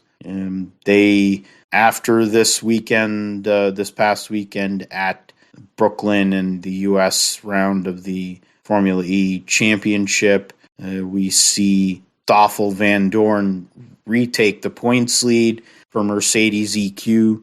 That team will be sold to McLaren, so that's a team that, and their entity and everything that's going on will be given to McLaren, and that's if Felix Rosenqvist, whether it's Alex Palou, whether it's somebody else, that's what that team's going to be getting. Van Dorn is up by 11 points over Eduardo Matara. He's 16 points up on Mitch Evans. And then Jean-Eric Verne is 27 points back and forth, the multiple champion of this series. So Mortara, all the top 3, 4 of the top 5 have not won this championship before. Jean-Eric Verne, Antonio Felix da Costa, Lucas de Grassi, Nick DeVries have all won the Formula E championship at some point in their career. So it's something to see in the top 8. And essentially, right now there's 4 rounds to go. So I think it it basically comes down to those 8 guys. But really, the top 4 is in a battle. But the 8 guys, those are the ones that really probably have a chance if they can really put something together. Going into Formula 2 and W Series, I'll keep it simple with the W Series.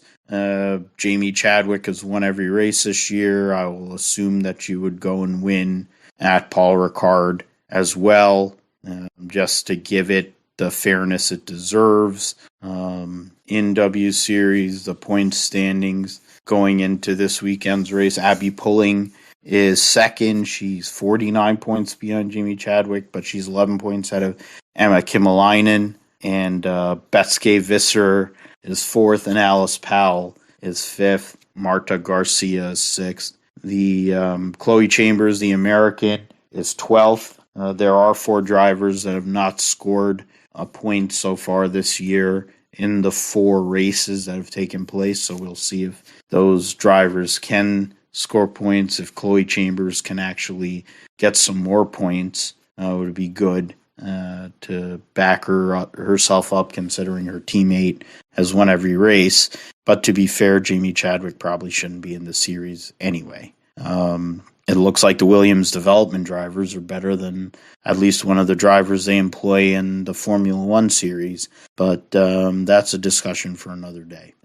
In Formula 2, speaking of that, Logan Sargent has had 3 consecutive weekends of outscoring Lipe Drogovic, the points leader. He was a runaway points leader. He had the first 5 weekends of Formula 2, he had wins and he had big points hauls.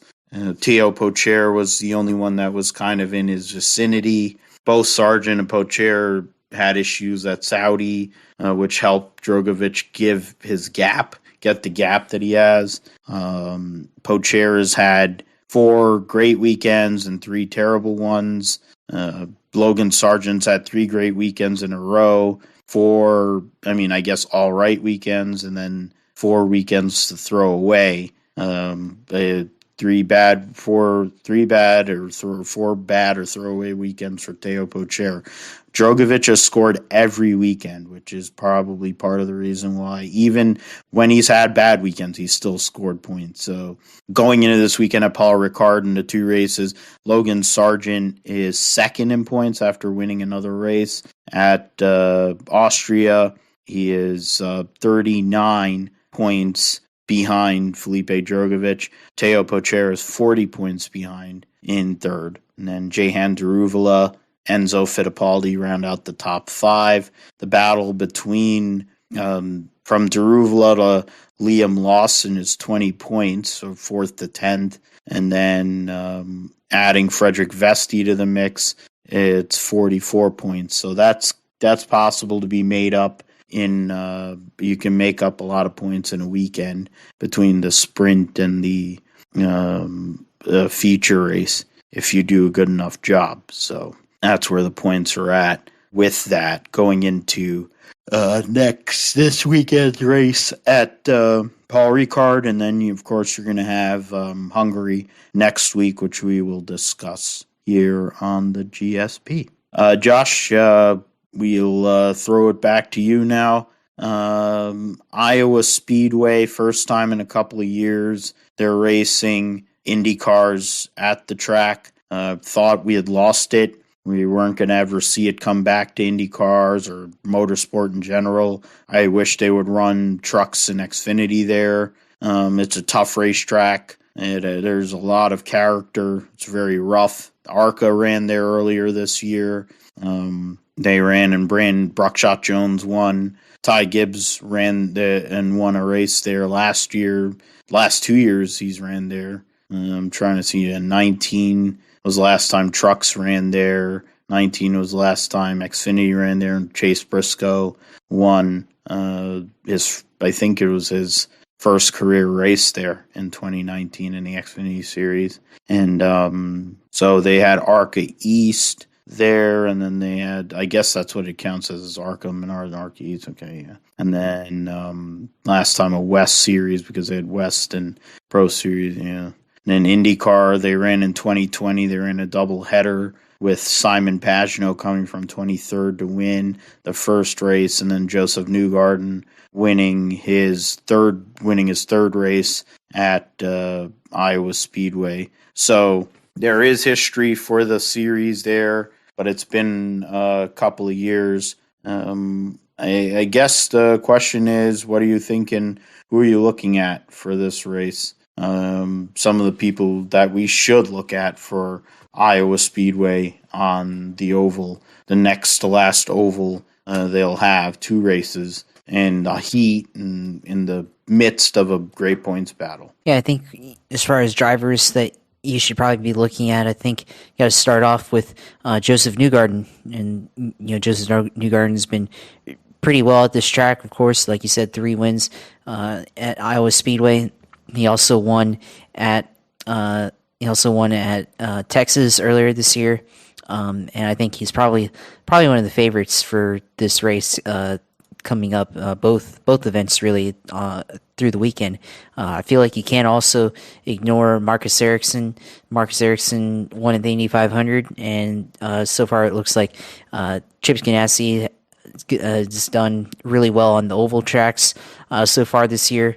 I think Scott McLaughlin, another guy that potentially could be someone that could do well. Of course, this is going to be his first appearance at Iowa Speedway. Did not race there last year or in 2020. So Scott McLaughlin be his first time racing ever here at Iowa Speedway. So it's going to be interesting. This track is very rough. It has a lot of character, like you said, and tire wear is going to be a factor at this racetrack, and expect tires to matter in the end if you ever get a caution. Go back to 2014. Ryan Hunter-Reay went and took tires at the very end of the race and managed to pass everybody within like the last 10 laps or so after the last caution, having good tires. So that's going to be a very important factor, especially in the heat. Should add a lot to the tire wear aspect. So we could see a lot of lines being taken through the corners. You have drivers trying to search for grip in the low line and in the high line, and maybe even in the middle too. So it's going to be interesting to see this play out. I think you also need to look out for some other guys that in this series that have done well at Iowa in the past. Scott, we already talked about, Scott Dixon, another guy that's on ovals that has done really well on ovals that you expect to be up there. Colton Herta could be a factor, I feel like, this racetrack. I think you should probably look at both Aero McLaren cars this weekend. Last year, or not last year, but the last time that they raced at this place at Iowa, the Aero McLaren SP cars did really good in both their cars. You had Oliver Askew and Pato O'Ward go on a really interesting tire strategy, and Pato O'Ward ended up leading 30 laps in that event the last time that they raced at Iowa, and could have been a threat to win. I think he just ran out of time, but he had good tires at the end of the race. Connor Daly might be another driver to look at. He won the pole the last time that they raced at Iowa on the first night of racing there. This is a track that could be well for him, especially racing with the ECR team at Carpenter Racing. They are obviously a team that specializes in oval racing, so definitely expect them to possibly be up front. Maybe Simon Pagenaud can make something of it. Alex Rossi, Elio Castroneves has won here in the past as well. This is his last IndyCar win prior to winning the Indy 500. Winning back in 2017, I believe, in Iowa, or 2016, prior to his final win so far in his career at Indianapolis. So he could be a factor. And then, of course, you talk about Jimmy Johnson, who did well at Texas earlier this year, did well at the month of May up until the Indianapolis 500. Now, first time racing on a short track like Iowa, did not race ever in Iowa as a stock car racer. Can he do well at a track that's very similar in design to Richmond? This racetrack, very, very similar design, in part inspired by Richmond Raceway. So could he do something here at this racetrack? We've seen how he's done at Richmond in NASCAR very similar driving track to that track. So could he have something here in the cards for Richmond?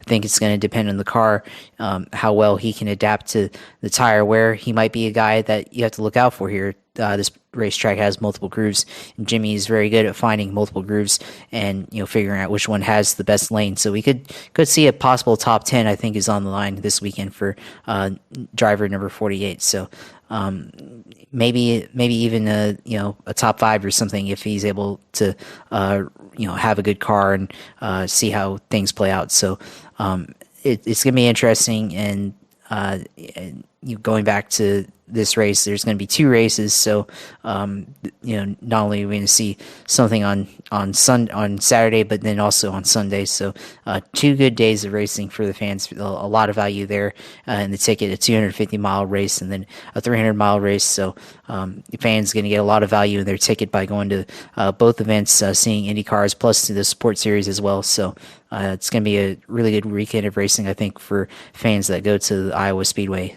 And something to watch, and something I just caught on the IndyCar site itself. The qualifying that will take place on Saturday morning, and you'll see it on Peacock Premium, and you can listen to it on the IndyCar Radio Network.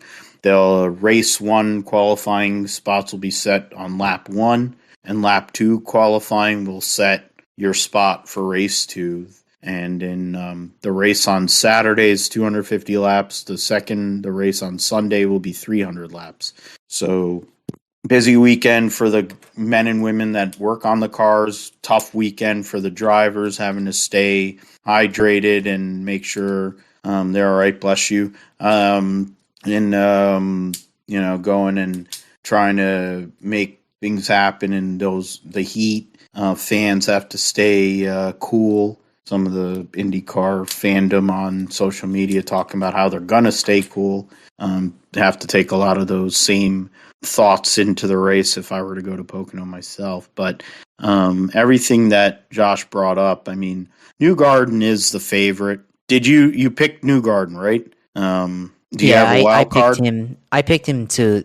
I'm going to pick him to win. Yeah, because I think he's the favorite, and like I said, being a 3-time winner at this racetrack, and I think he's the strongest overall in ovals so far this year. Outside of Indianapolis, of course, we only raced at Texas. So that's the other oval, but I'm gonna pick Joseph Newgarden, and then I'm gonna pick Jimmy as a wild card here this weekend.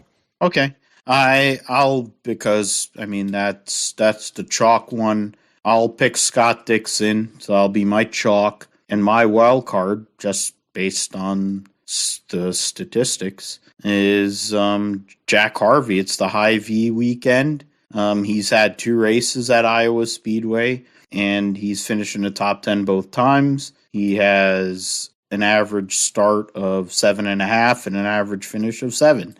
So he basically starts 7th, and he finished. I think he started 8th, and he's finished in 6th. Or no, that would be 7. There's like 8th and whatever, 6th and or 7th and 10th or some shit like that, yeah. And then whatever the hell it is, Jack Harvey needs a good run. I mean, I think Pato Award's a good call. Graham Rahal, it's one of his better racetracks. I mean, he hasn't won a race in 5 years. It's a big weekend for Rahal, Letterman, Lanigan Racing. They're a big part of the promotion of this race. And I think he wants to go and have a good run. He has 2 different sponsors on his car. I forget what vodka company that they support. It's a company that's out. I don't know if they're it's a High Rock Dale vodka. Jr. The High Rock vodka car. So Dale Jr.'s vodka company. So pretty good vodka, I have to say. I went and bought it a couple weeks ago. It's actually pretty good. I have to see if they have it around here, because there's stuff like Tim Smith moonshine they don't have everywhere around here. And I wanted to sample it, and it's the same thing. Like I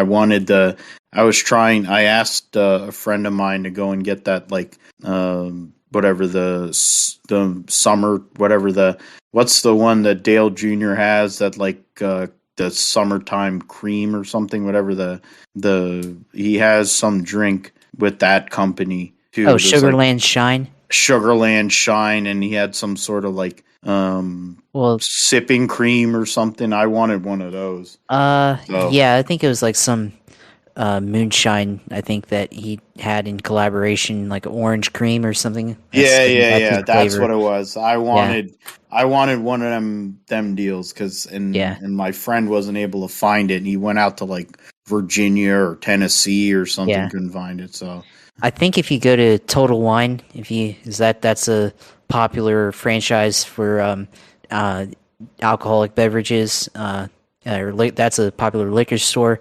Yeah, if you have one of those in your area, you should be able to find High Rock there because that's where I bought my bottle of High Rock. I'm bringing it up actually, just out of curiosity. The closest one it says is Union, and then there's one in West Orange. I feel like there's closer ones, but yeah, it's Union and West Orange. Okay, yeah, so I'll try to probably get there maybe, and the spirits. Yeah, there you go. They got lots of. I can go and No, actually order online, so that's bring even some better. with you to Pocono, and you can make a screwdriver and enjoy that while watching the first stage there. Well, my plan is to watch the first stage and leave because it'll be done at like 4:45 or 5 o'clock. At that point, I'll be sufficiently served.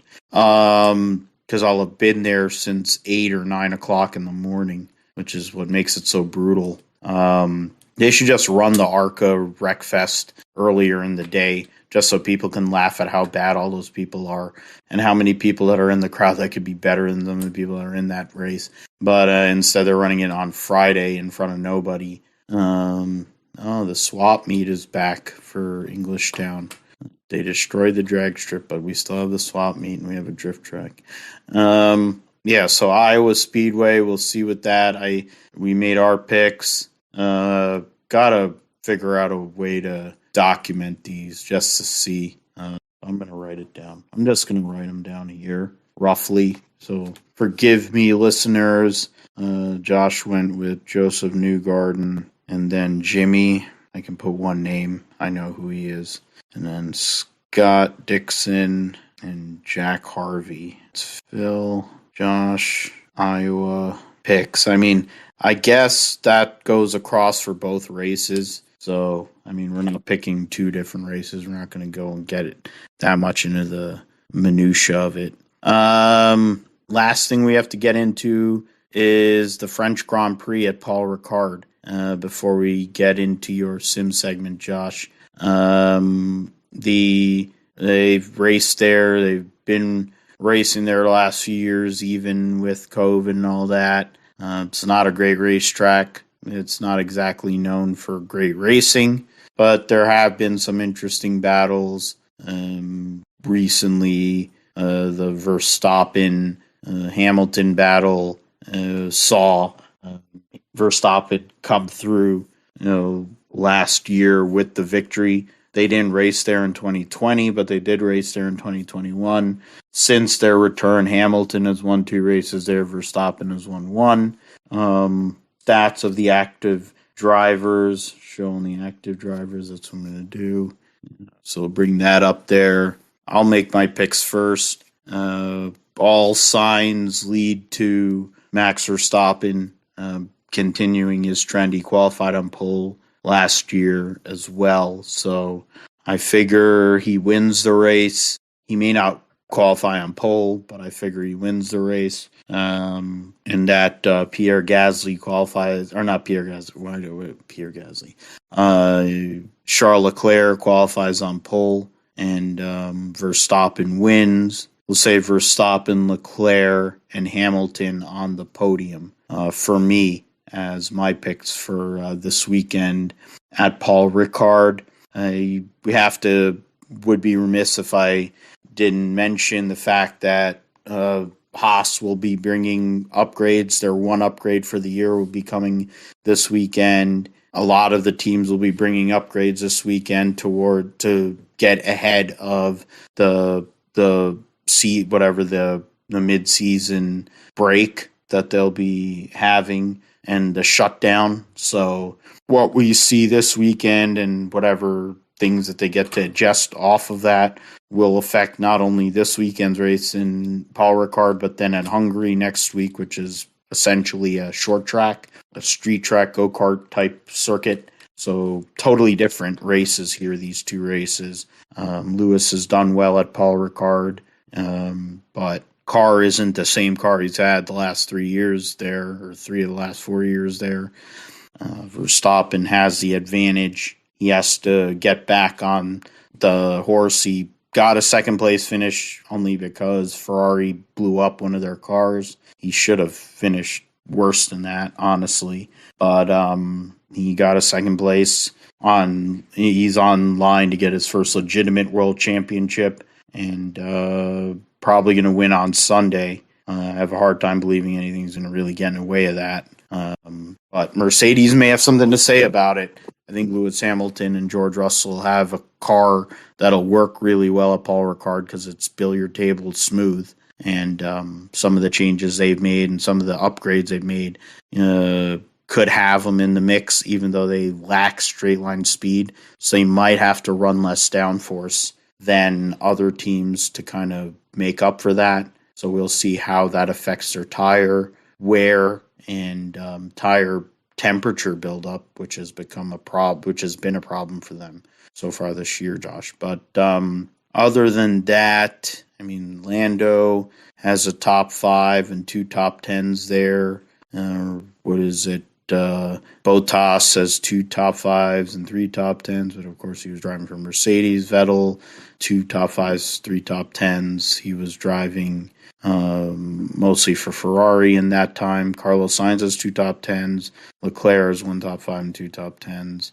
And Sergio Perez has 1 top 5, 1 top 10 in 3 races. Magnussen, Alonso, Gasly has 2 top 10s. Okay. And Stroll actually has a top 10. So who knew that was a thing?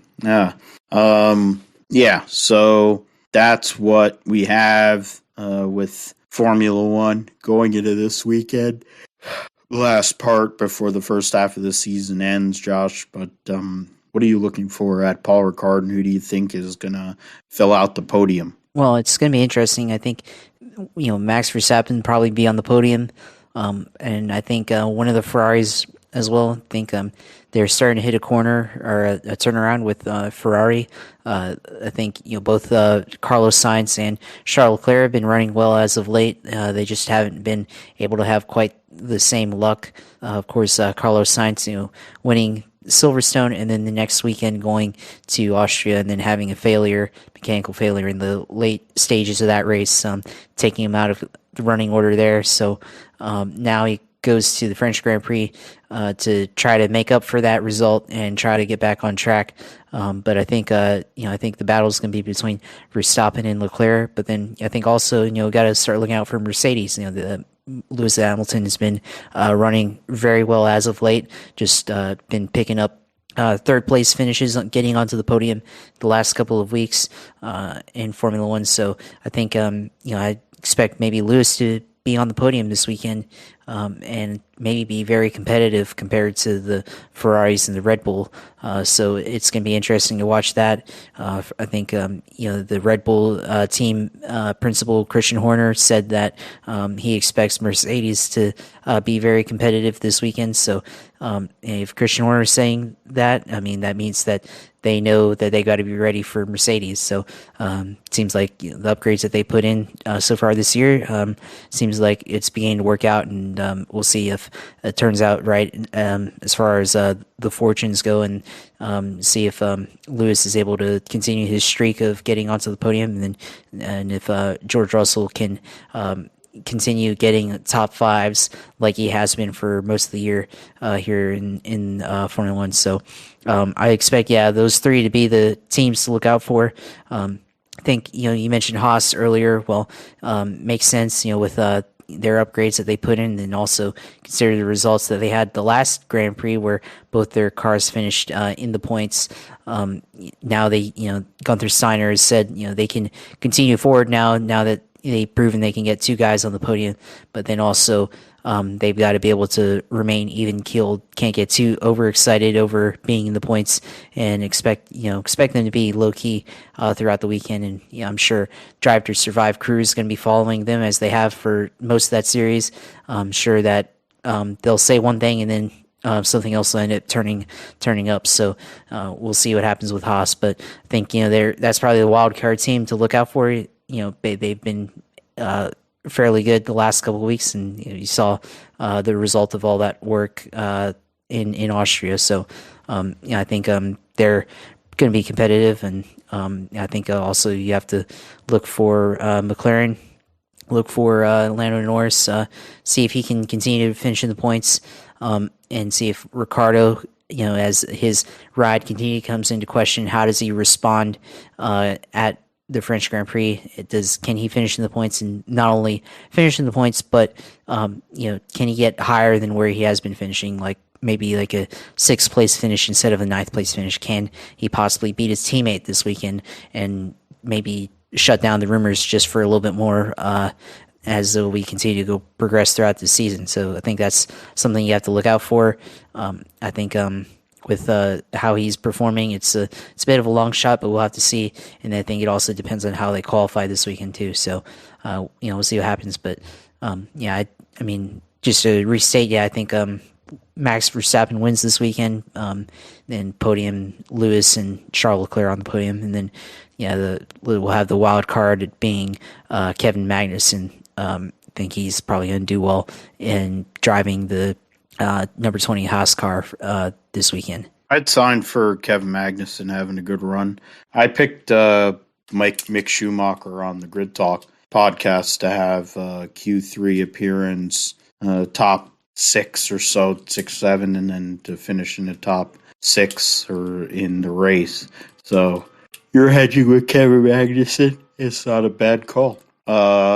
With that, Josh, let us know what's going on in the world of sim racing. There's a lot of games going on. You got Gran Turismo, you got Forza, you have all the ones on the computer.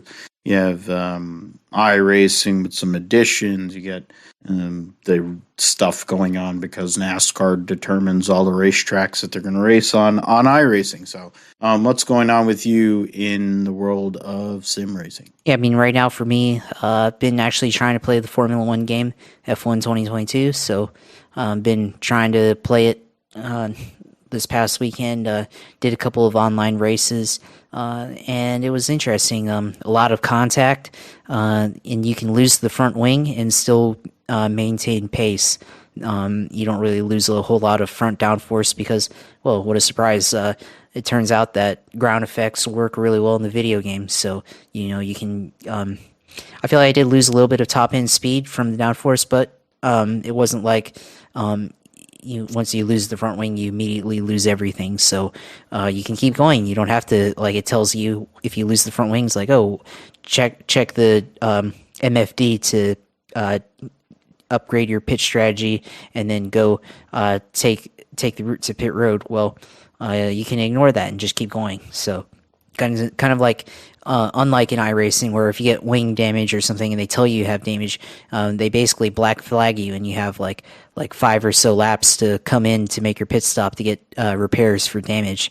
And it's really annoying because especially like in IndyCar, where if you just barely touch the wall, but it's enough to say that you've got damage in IndyCar, well, you have to come in and, take a pit stop and, hopefully yellow comes out before you're disqualified for not pitting on that side. So that's something to look out for. But yeah, in the video game, F1 22, able to run a couple races there, and the starts were interesting, and especially talked about, well, I got damage. Well, the damage was from pretty crazy starts where a lot of people crashing at the start, whether right off the bat or in the first turn, trying to be the hero and everything. And I was trying to be careful, try to start in the back and just try to be careful with the first corner, not, try to send it and everything, just try to pick up positions through attrition.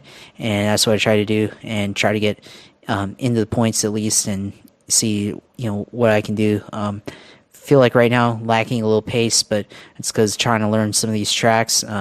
compared to how I am in iRacing with the Indy cars and the 87 cars. The F1's a little bit different, and I'm able to do well at the tracks that I know pretty well, like Spa, Monza, those type of racetracks where you have a lot of high speed straights and then smooth sweeping corners, but then the more technical tracks that I've tried, like Bahrain, some other places, it seems like it's a little bit tougher there. And then also did try the Miami GP offline, which that was an interesting race there.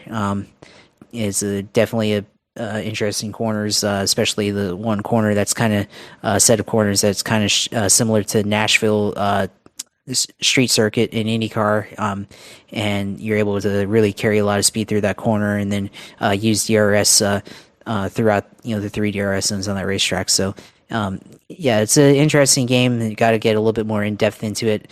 I feel like maybe there's some unnecessary aspects to the game, like you have the lifestyle part of the game where you try to upgrade your characters, like I guess bachelor pad or whatever it's called in the game. And it's a interesting aspect that they put in the game, similar to like what EA has, and I guess like the Madden games and the other sports games that they had, to try to like upgrade your character's life outside of the actual franchise career part. But rather interesting that they decided to put like shopping simulator inside of an F1 simulator. So that part was cool. And then iRacing tried to do 87s at California Speedway, and then Indy cars at Iowa. Real tough on that end. Got taken out early in the Indy cars and trying to avoid an accident, and then Cup 87 cars was trying to avoid a wreck and then got hooked in the right rear and got sent to the wall. So a little bit of bad luck there, but it was a little bit busy, so I didn't have time to make it up. But that happens sometime in iRacing, so we'll take it with us and continue forward. So yeah, that's all I got really for sim part. Try to continue to do more F1 stuff, and try to figure out more stuff on iRacing. And then as always, you can follow the iRacing stuff, Twitch TV/usailor2. Go on there and see all my stuff. I did download my copy of my Indy 500 wins, so I'll probably just upload that to my YouTube page, so you can have it on there permanently, because Twitch has the thing where you end up losing the video. It gets automatically deleted after about maybe like 2.5 to 3 months. So getting close to that time, so I had to go and preserve it, download it, and I'll upload it to YouTube at some point, and it'll be on there permanently for people to see. So you can go follow me on there, Twitch TV/usailor2, and then of course the rest of the stuff for the close. Follow my social media at JPLFI and see what I got to say on there, and see all the stuff I'm interested in, whether it's racing, the football stuff, the markets, all the other stuff that in the news that we see every day. So if you want to go on there and see what I'm interested in, look at my page. Then of course you can follow the Grip Strip Podcast YouTube page, which will have this uploaded along with our Ralph Shaheen interview that we had last night with our other friend Joe Pissarro. You can go on there and watch that, and we'll be sure to upload this video and that video up on there, and it should be up there in the end of the week, and you can see all 4 of us talk and give our discussion with Ralph Shaheen. So great to have him on here, and as always, glad, Phil, that you were able to schedule that with him, and also glad that he was able to work with us. We tried to do it through Discord, and we switched to Zoom for his interview, and now we're doing this part on Discord. So a little bit of switchback, but we're able to work with each other on that. So glad to be able to collaborate with you on that. And it's great that we get to do this together and have fun talking about racing. I mean, we go over a lot of types of racing, some that, to be fair, we're not able to watch to the full extent, but we're going to actually talk about it because we have knowledge, and try to keep ourselves out of the LCD side of the social media thing. But we are out there. I'm on Twitter at Philip G. Matthew. Our show at Grip Strip Pod is on Twitter as well.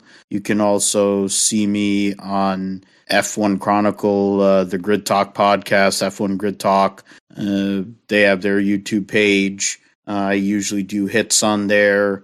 as it stands, I'm probably not going to do French Grand Prix hits for them this weekend if, plans work out and my body's able to do it. I'm probably going to get to Pocono on Sunday because I haven't been to a race in forever. I want to go and do some diecast hunting. And, if you want to go and see us, the YouTube page, the Grips for Podcast YouTube page that Josh does such a great job with managing there. We'll go and send the Ralph Shaheen interview, which was awesome. It was outstanding. It was probably one of the best hours that we've ever had. Whatever. It wasn't even a full hour, but one of the best nearly hours that we've had in the show history in 125 episodes. So we want you to go and see that or listen to it. Joe, Josh, and I went through a lot of stuff yesterday in regards to NASCAR and all three major series in 124. This is 124 and a half. It'll go down as 125. So next week will be 126. We will be back next week on the Gripster Podcast, episode 126, to go and discuss all things Pocono, all things the French Grand Prix. We'll have talk of Iowa Speedway IndyCar Redux. We'll talk about Indianapolis with the NASCAR Cup and Xfinity series there. You'll have IndyCar running on the Indy Road Course. We'll have Formula One at Hungary. NHRA will be racing at Seattle. There's plenty of stuff that will be going on. We'll recap what happened at SRX and if Marco actually wins a championship. We'll see if the Cup Series has a 15th different winner this weekend at Pocono, which is possible with all the craziness that can happen at Pocono Raceway. With a little bit more weather possibility on tap for Sunday for Pocono Raceway. So with that, for Josh, I'm Phil. Thank you for listening. Gripster Podcast. Take care of one another. Things are kind of getting a little bad again relative to a certain thing that a lot of people want to ignore. So take care of one another and be cognizant of what other people are dealing with and your own personal situation with your health, and understand that not everybody is in the same spot, and let's care for one another instead of trying to knock everybody off, which seems to be the thing, unless you're a pussy and you have all that stuff and you still aren't willing to knock somebody off and you let him knock off kids. But that's beside the point. So that for Josh, I'm Phil. Thanks for listening to Gripster Podcast this week. 2 great episodes, and we will be back next week for episode 126 of the Gripster Podcast, going over everything that took place this past weekend in motorsports. Take care. Goodbye.